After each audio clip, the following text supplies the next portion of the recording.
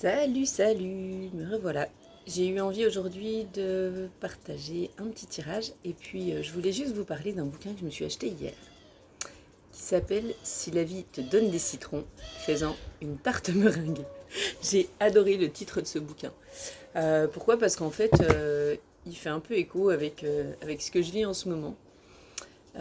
Et que, accessoirement, c'est qu'est-ce que tu vas faire de ce que la vie t'apporte.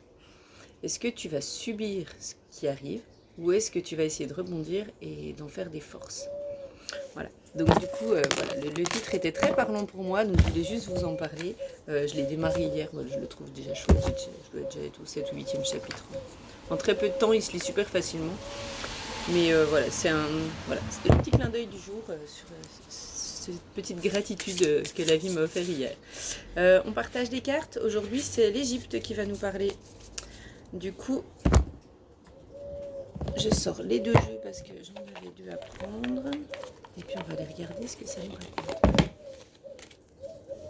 J'espère que vous êtes en forme, que vous allez bien en ce dimanche d'un grand week-end avec la Pentecôte. Hop là. Et ben voilà.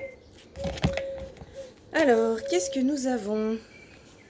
Nous avons la première carte, c'est Bouti le poisson. Je suis ton âme de demain, celle ou celui que tu seras, et je chemine à tes côtés pour préparer ta vie future. Je vous laisse la regarder.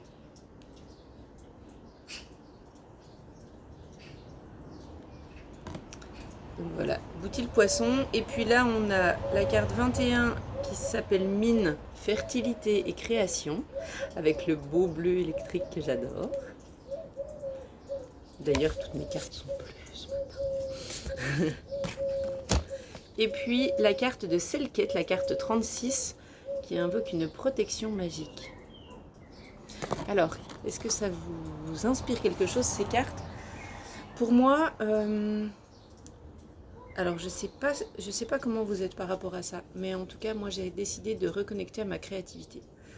J'ai grandi avec la croyance que j'étais quelqu'un qui n'avait pas d'imagination et qui du coup ne pouvait pas faire ce genre de choses.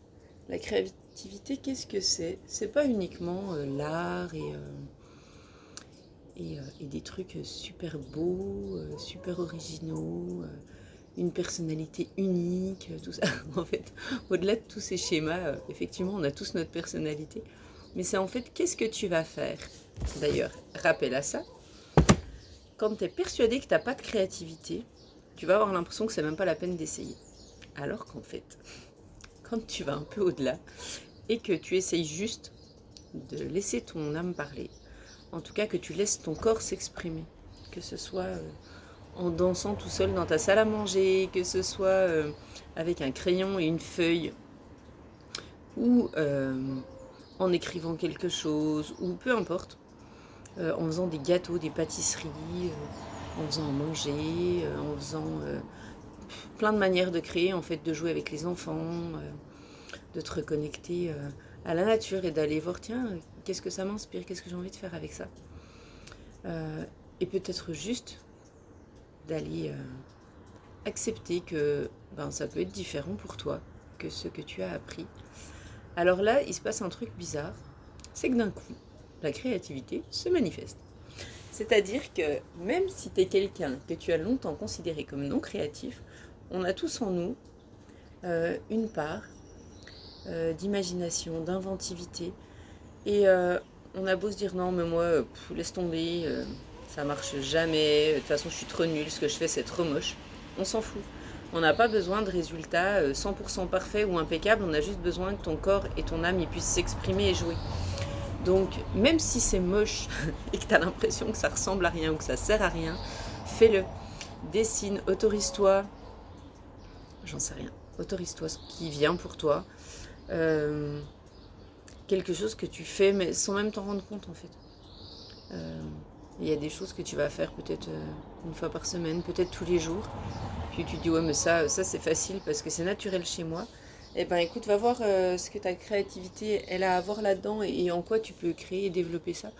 Parce que au-delà du fait que ça te rendra riche ou pas et que tu vas vendre ou pas des milliards de trucs, au-delà de ça, c'est qu'en fait ça va te permettre de révéler qui tu es et de connecter encore plus à ton âme.